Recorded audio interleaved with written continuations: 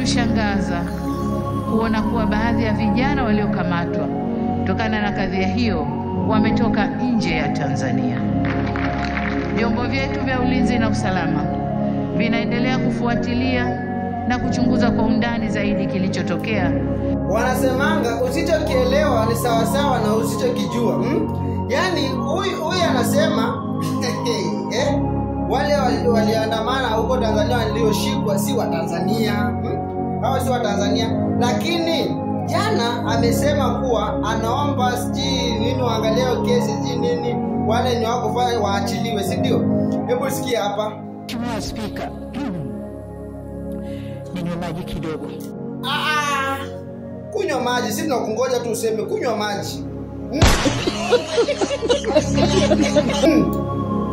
Kunywa maji. Ati unasemaje? Ninavyoelekeza vyombo vya sheria na hasa ofisi ya mkurugenzi wa mashtaka kuangalia kiwango cha makosa yaliyofanywa na vijana wetu. Kwa wale ambao sasa watu wenye wanataka leo waachiliwe hawa ni nani? Alafu ungekuja ueleze vizuri venye ilikuwa wale wenye walikufa wanapataje haki yao siji nini. Kwa nakuja unaongea siji lakini ni sawa huyo mwenye amekuambia unajua tarehe 9 inakuwa pale tarehe 9 itakuwa independence Tanzania na kuna mwenye amekuambia hawa Tanzania wanataka kuandamana tena. Enda waombe msamaha. Ndio maana yake unaomba msamaha. Sisi tunajua. Na mambo ni nini? Bulani